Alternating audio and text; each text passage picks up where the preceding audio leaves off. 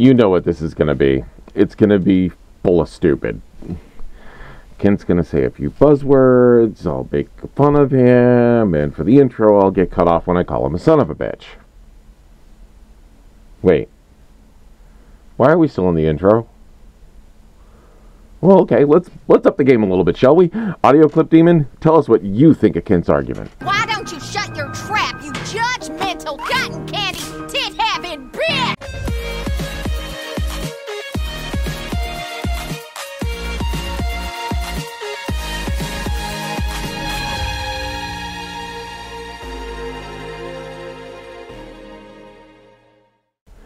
So this one says Earth's magnetic field cannot be billions of years old. I have, of course, as usual, I haven't watched the video, so we're going to go from here.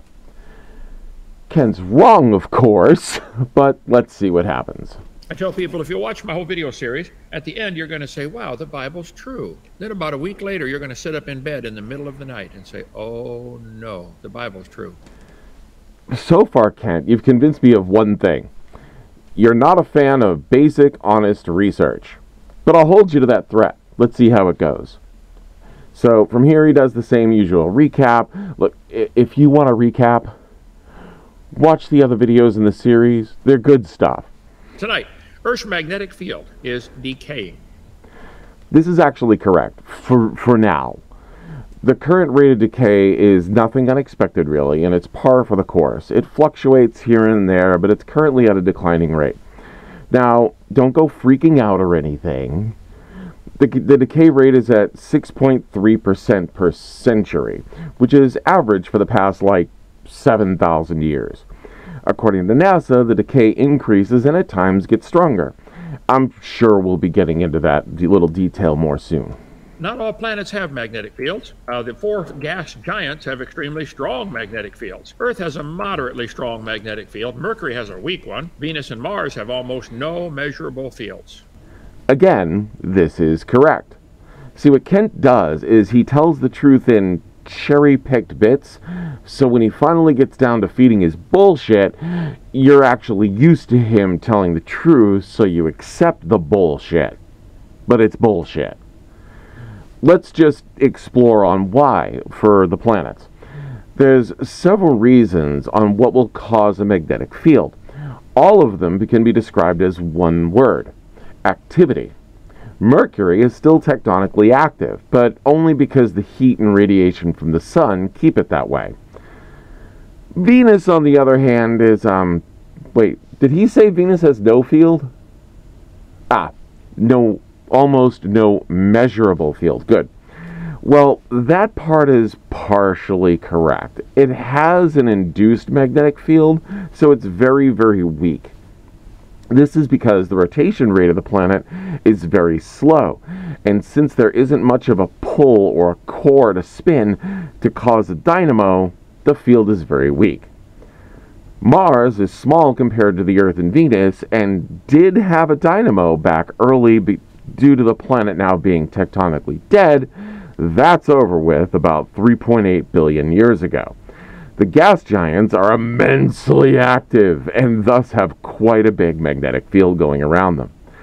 But let's see where Kent is going with this. Generated by Earth by the motion of molten iron in Earth's core. Inside the Earth, they think the core of the Earth is liquid iron, and because it is spinning, it's producing this magnetic field. Yes and no. The inner core is actually solid due to the pressure down onto it and several other factors. The liquid is the outer core, and the inner core spinning faster than the Earth rotates is what causes the dynamo effect I mentioned earlier, which is what causes the magnetosphere. Earth's magnetic field explained. Our protective blanket helps shield us from unruly space weather. Earth's magnetic field, known as the geomagnetic field, is generated in our planet's interior and extends out into space, creating a region known as the magnetosphere. Yeah, Ken, I just said that. Weren't you paying attention? I suppose not. With everything you got going for you, you can't afford to pay attention. But since it seems this is where his focus is going to be... Wait. I sense the audio clip demon wants to have Kent try to explain this first. Okay, go ahead. Earth's magnetic field is generated by the geodynamo process. For a planet to generate its own magnetic field by the geodynamic dynamo process, it must have the following characteristics. It's got to have a planet that rotates fast enough. Interior has to have a fluid medium. It has to be liquid, like liquid iron, okay? Interior fluid must have the ability to conduct electricity. Okay, that's important. Some things don't conduct electricity. The core must have an internal source of energy that propels convection currents in the liquid interior. What the hell? Kent was right? What? They say insane shit all the time. How was I supposed to know this one was true? What are you doing, Clip Demon? Important things. Well, you should have done your research instead of just looking for cute ways to butt in. Okay. From here, he starts repeating himself, so I'll get on with the explanation. The fun fact is, the core of the Earth does not rotate at the same speed as the Earth does. It actually rotates faster than the Earth. The solid inner core, anyway. The outer core is liquid, so as the inner core spins inside the liquid metal, it causes an electrical current going through the conductive metal. So the Earth is like a giant spinning electromagnet. Yeah, it's a pretty simple terms, but it's important to understand the difference between this and a magnet like you would use to hang your 5-year-old kid's picture on the fridge. They're very different kinds of magnets. So the Earth has this magnetic field called the Van Allen belts. No. See, this is the kind of thing that tells me Kent does not do his research, like, at all. He looks for buzzwords and some shit and half-asses everything to try to prove a point badly. The Van Allen belts are from solar radioactive material getting trapped in the magnetic field and blowing it out around the back of the Earth. The radiation gets caught up in the electromagnetic currents that go around the Earth, and though most of the radiation bounces off the far outer layers of the field, the radiation that makes it past gets trapped and does dissipate back around the night side of the Earth to get pushed out the ass end. The Earth's magnetosphere takes a radioactive shit on the cosmos. If one of those inner belts touches the atmosphere, they light up. That's where you get the northern lights from. That is the solar radiation playing on the Earth's atmosphere good and far the fuck away from my ass. So why do the lights only happen far north and to the far south? Did you ever do the iron filings and magnet experiment when you were a kid and saw the bands of magnetic lines that come to a point at the north and south end of the magnet? That same thing is happening with the Earth. So the magnetic bands converge at the magnetic north and magnetic south poles, and thus the belts have a greater chance of contact further north than the further south you get. Neat! When this swirling dance first began isn't certain, but some studies suggest it was as recent as 565 million years ago. Yes and no again. We still had a magnetosphere before then, but Earth's core started really solidifying about 1 billion years ago, and the dance itself for the stronger magnetosphere would have been about 665 million-ish years ago. Keeping in mind that between that 1 billion and the 565 million, the forces were getting stronger and stronger. The first instances of the field were about 3.5 billion years ago, from when the crust started forming and a liquid core was there. Much the way Mercury has a field now, even though the planet isn't spinning at all. So yes, life got started before that, Kenny boy. I know you want to try so hard to be right, but you really need to stop the cherry-picking BS. A common question in the magnet industry is whether or not permanent magnets can demagnetize or lose their strength. While magnets can lose power over time, in the absence of external influences, an industrial magnet alloy should hypothetically remain magnetic for hundreds of years. Oh no. No. Kent, don't do it. Please don't say what I think you're going to say. What causes a permanent magnet to lose its magnetism? No permanent magnet is completely permanent. Heat, sharp impacts, stray magnetic fields, and age all conspire to rob a magnet of its field. But they're telling me, how old is the Earth? 4.543 billion years old. He said it. He thinks the Earth's like a gigantic spherical bar magnet. Kent. You're a loser, baby. Couldn't have said it better myself. Kent, when they call those really strong magnets rare earth magnets, they're talking about the metal, not a difficult to find place in the planet. This is why it's so important to know the difference between a permanent magnet and an electromagnet. Here's something really fun. Ferrous and ferromagnetic materials, meaning anything that can be attracted to a magnet, can itself be a magnet. The permanent magnet is a ferromagnetic material that has all the electrons in it, or most in it, to be spinning in the same direction. That spin will decay until it's recharged, so to speak, thus weakening the magnet.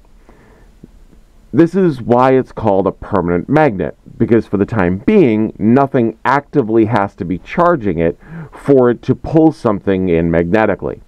A high amount of heat can speed up the decay process of a permanent magnet, which can ruin a magnet in no time flat. An electromagnet, like the core of the Earth, is different. A spin of the core is causing electrical currents that, since it is in itself iron, this creates the magnetic field in the Earth. It actually doesn't matter if the core spins slower or faster than the Earth, even though it spins faster. It just has to spin at a different speed. So the two are completely different types of magnets. Now, I should pause here to talk about why the inner core spins faster than the crust of the Earth. A basic way to understand why is the ballerina effect. Let me explain. So, the outer core of iron crystallizes and then gravitationally sinks to the inner core, making the core more dense. Picture a ballerina spinning with her arms out wide and then pulling her arms in. She will start to spin faster. So the core is getting a little more dense, causes it to spin faster in a similar way. There is, of course, more to it than that, but just simple explanation, but it's a fair general understanding. So, Kent. How does it feel to be such a total failure? Now, this next clip is interesting. Here we go. What's the half-life of Earth's magnetic field? The half-life of the dipole energy is 548 plus or minus 7 years. Now, it's interesting that he picked that source. I did a bit of searching to see the validity of this, since it came from Cedarville University, a non-profit Christian university, just to make sure it wasn't biased. Like I do with everything I bring up in these videos, and the first thing I found was a paper from Cedarville University about this very thing, saying that the half-life was about 2,000 years. But there's more. There's more. It actually, the exact paper Kent was quoting from. And what do you know? In the same paper about young Earth creationism, it says this. The exponential fit predicts that the quadrupole magnetic energy was 0 at 1600 AD, plus or minus 200 years.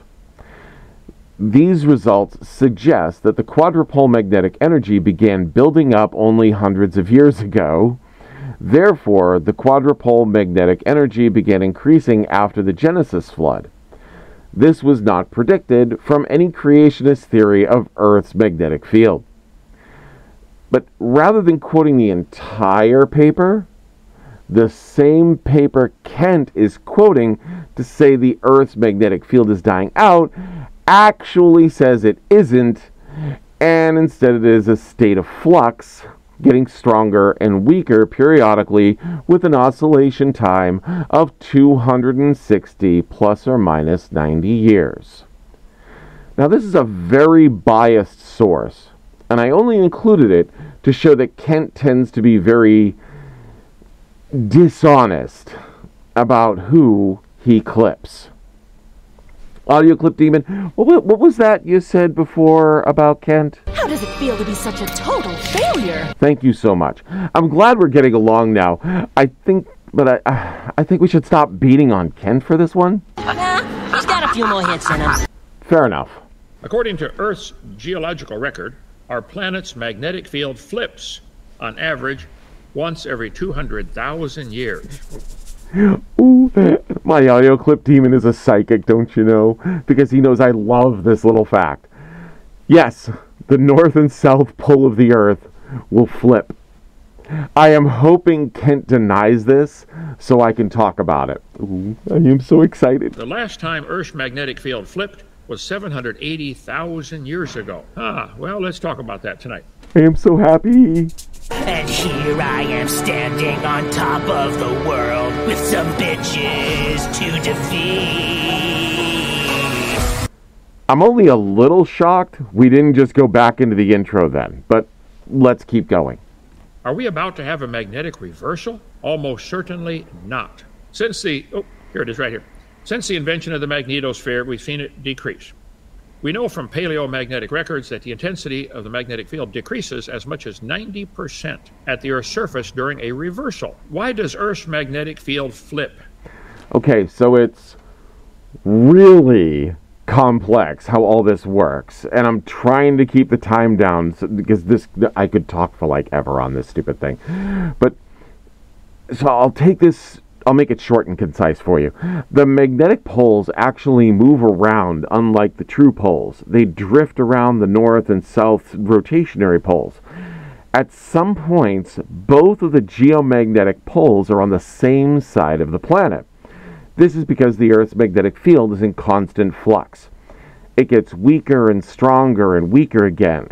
As this cycle continues, eventually, the poles will flip violently and restabilize.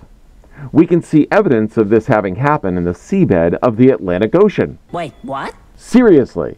So how this gets seen is relatively simple.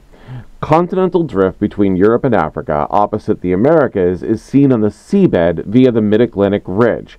As the plates move away from each other, new magma comes up from under the seafloor and takes its place.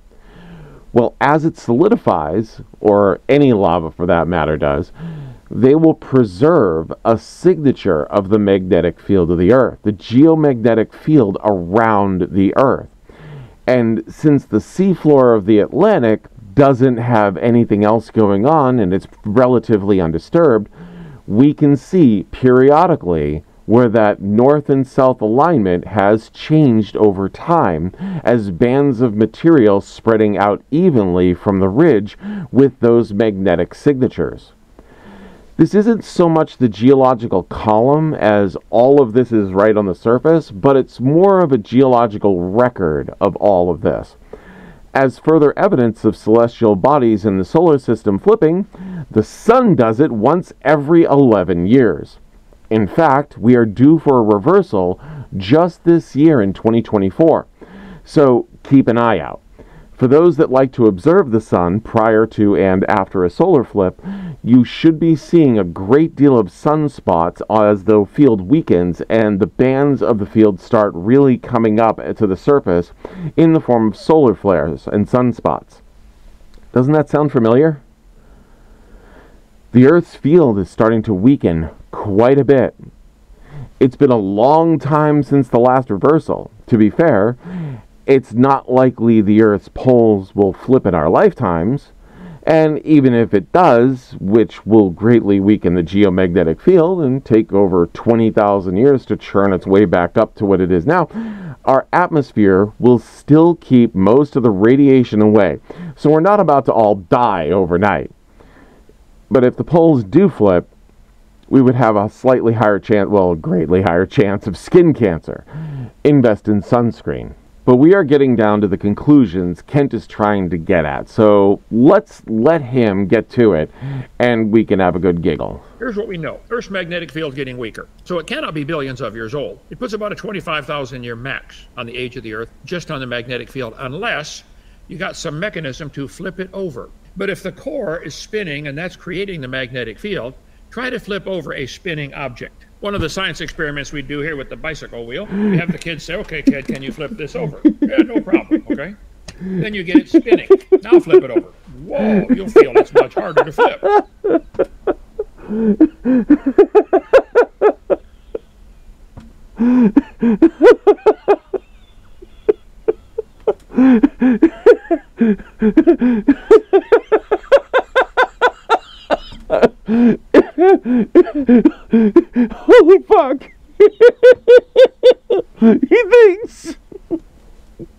He thinks science says the core inside the Earth flips.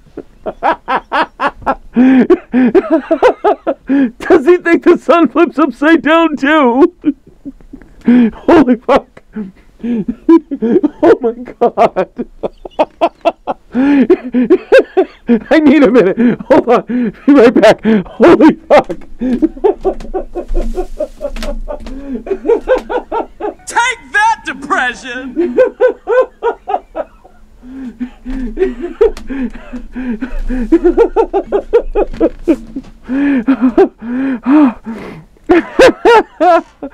No, Kent. You're a loser, baby. Oh, come on, be nice. But really, no, Kent. The core doesn't flip. The magnetic poles do. And they aren't a physical object. I can't even think of an insult that would justify how intellectually bankrupt that was. That was so stupid you make the Flat Earth conventions look like Mensa. So, okay, hold on. So he goes on from here, trying to say that his young Earth creationist circle jerkers want to say that Noah's flood caused rapid magnetic field reversal as the continents were pushed away, but completely forget that would have boiled the oceans away and turned the planet into a world record-sized sauna. You see, people like Kent over here just don't bother looking into the details of what their horrid logic actually entails. It sounds right to them, and that's what they'll go along with without a second thought. That's why someone like Kent is so easily debunked. He puts no thought into what he is actually saying. Like this. He spouts this like it's a smart thing to say. Paper showed specifically how convection upflows in the electrically conductive fluid of Earth's core would produce rapid reversals. Analysis shows the upflows had to be faster than 3 meters per second and larger than 5 kilometers in diameter. Each reversal would decrease the strength of the field slightly. All the evidence indicates that Earth's magnetic field has continually lost energy, and the maximum age is 9,000 years. So he's saying there is 3 meters per second of material pushing the continents away from each other, and suggests the 5 kilometers is the point of reversal. Let's map that out, shall we? So at 3 meters per second, that means we're looking at 180 meters per minute. So that means we are moving at a little over a kilometer every 6 minutes.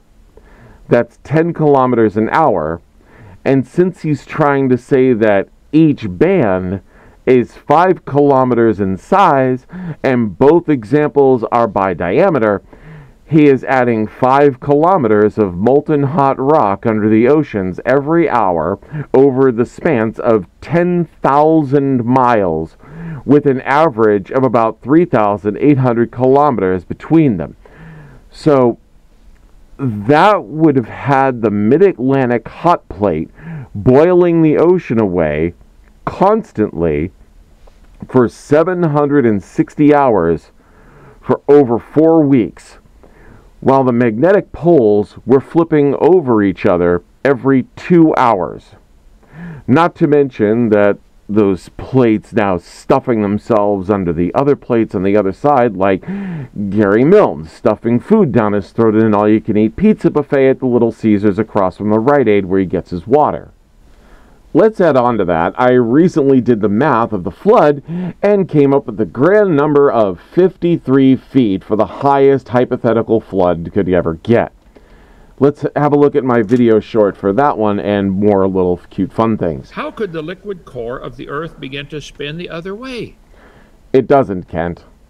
How can you truly think that? The magnetic field reverses, not the core itself. The sun does it every 11 years, but we don't see the sun flipping over on its head now, do we? So, this is his entire point.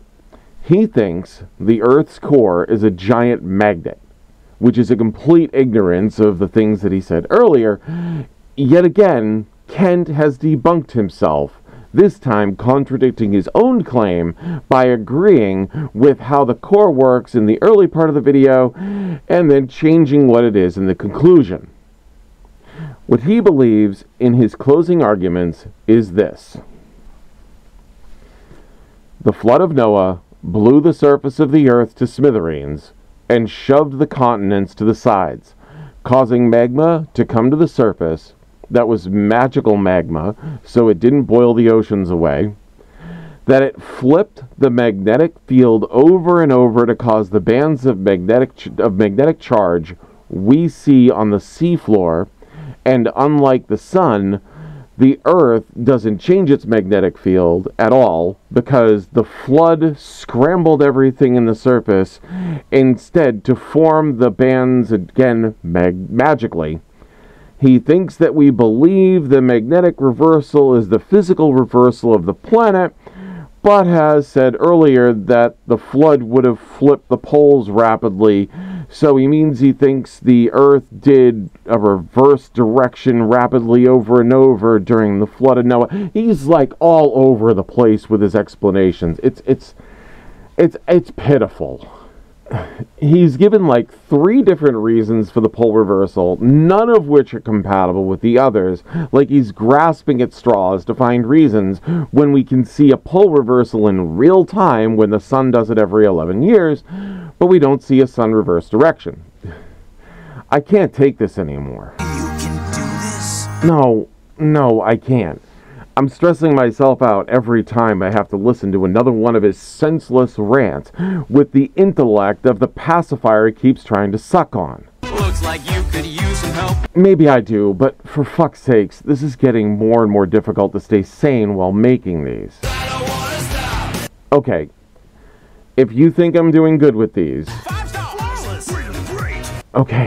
Okay then. Alright. But if next week's argument is debunked with a 3rd grade science textbook, I'm gonna cry. Okay then. Audio clip demon, just close this out for me. I gotta take a break. He is Corsi and this is the Fluffy Atheist. If you like this video, thumbs up. If you don't, thumbs down. Help him out by sharing a funny video or you want to point and laugh. He's good either way.